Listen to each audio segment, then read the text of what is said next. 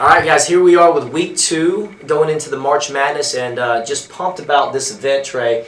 I'm ready to talk about these matchups because the matchups look pretty darn exciting to me. Yeah. So it's been fun seeing all these scores come in and seeing you guys as I'm putting them into the brackets and just seeing who's going to be paired up with who. So first off, let's start off with who's your favorite matchup going into week 2? Okay, for the men, the second round, I'm giving a shout out to my brother-in-law, Andrew Brown. He kind of got his feelings hurt last go around because I didn't give him a shout out. So right now, I'm giving you, Andrew, the shout out. Nice. My matchup, my favorite second round matchup for the men would be Andrew Brown versus Chase Smith. Now, Chase is your classic example of a guy who has tons of strength. Right. Andrew has a lot of cardio, so mixing those two domains together, it's going to be really, really fun to see. Chase Smith put up a score of 335 for the first round workout, so this is going to be a really good matchup to watch. And I know Frank Adair can attest to this. If sit-ups are involved, Andrew's going to rock it. Andrew's going to rock it. All right. My favorite matchup, man, I've got two I want to talk about really quick. One is the Blair Morse versus John Daniel Broadwater matchup. Obviously I know John Daniel. I get to see him work out a lot, and Blair got to see his numbers, and I think that's going to be a close one, depending on what the workout is. I know what John Daniel doesn't want to come out of the hopper, but just really depending on the workout, watch out for that one, because the winner of that one can really go far. And then after that, my favorite's going to be probably an Adam Baxter versus Henry Holiday. These are two guys who are very similar in skill set, and their scores were only 2 points difference from each other in workout number 1. So, Adam, you better bring it, because Henry is waiting for you.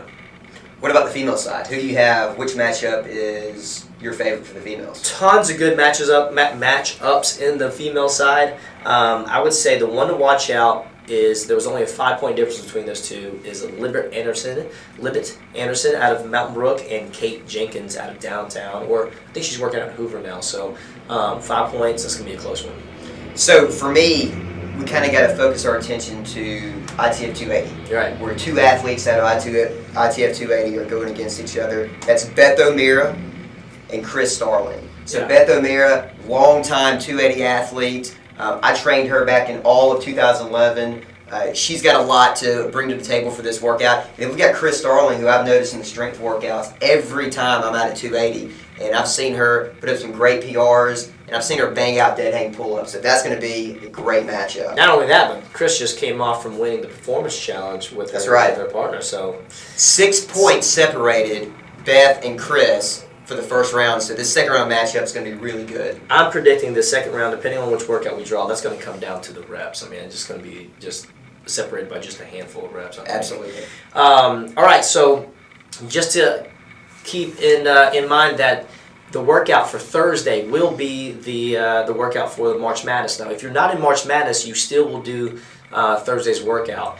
Friday, we're going to have an open gym. So if you miss out on Thursday's workout, we'll have a fully open gym for you to come in and knock that out. We're going to be closed this weekend, so if you miss Thursday and Friday, Monday is your last chance. So when you come in Monday, do not do Monday's workout, athletes. I want you to make sure that you do the round 2 workout so that you have a score to submit by Monday night. So you ready to draw the workout and see what it's going to be? Let's do this. I'm excited. All right. I've got 3 workouts here. Trey is going to pick at random, and then we're going to go from there. So I'm just going to shuffle it up. Trey, you ready? Let's see. Do I look? Do I close my eyes? You don't have to look. Whoa, which one you picking? That one. That one? All right. Ooh, okay.